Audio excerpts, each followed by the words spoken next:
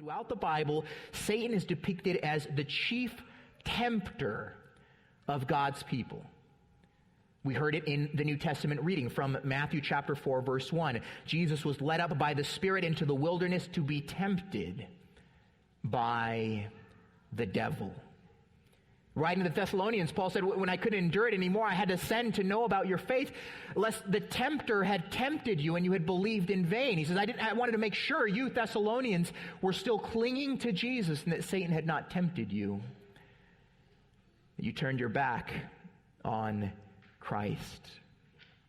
Now, one of the reasons I think that we just need to talk about this, we need to talk about the devil as the tempter in the church today, is because I think in our context, it's easy not to take the devil too seriously. There are some Christian denominations that get all wacky about spiritual warfare, right? Trying to cast Satan out around every corner, but we are more civilized than that. And we have good theology. Maybe you've heard the old light bulb joke, right? How many Pentecostals or charismatics does it take to change a light bulb?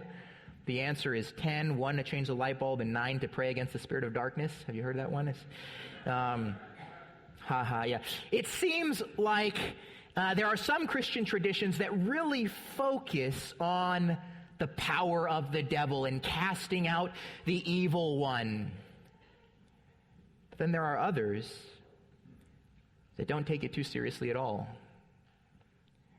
I think it's equally unhealthy to live our lives as though we didn't have a spiritual enemy that was seeking to destroy us and our families and our children, seeking to come against Christ's church. We wrestle not against flesh and blood, Paul said, but powers, the powers of this present darkness, Ephesians chapter 6. Some people today are deceived because they think Satan has too much power. Some people are deceived because they think he's not active in the world at all, tempting, destroying.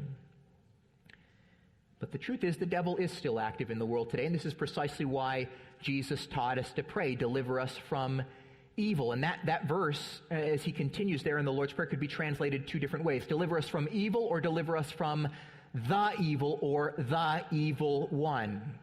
In other words, this isn't just sort of generic evil. God, deliver us from the sort of bad stuff out there generically. This is very specific. It's talking about probably a who, the tempter, the evil one. In fact, that phrase, the evil, it was often used in the New Testament to refer to Satan. Even in the Gospel of Matthew, in Matthew 13, verse 19, Jesus is the parable of the soils. He says, when anyone hears the word of the kingdom and does not understand it, the evil one, it's the same phrase that Jesus uses there in Matthew 6:13, comes and snatches away what has been sown in his heart.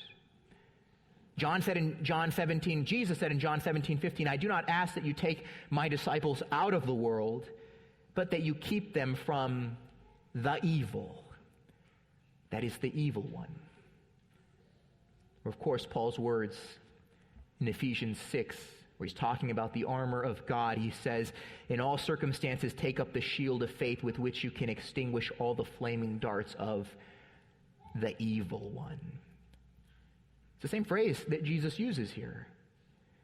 He says, look, there is a tempter in the world today that's coming against the people of God, and how do we fight against him? It isn't with like spiritual karate chops. It's by going to the Lord, by prayer, and by pleading with the Lord, deliver us, protect us, keep us. Pray that way for your sake, for your family's sake, for the church's sake.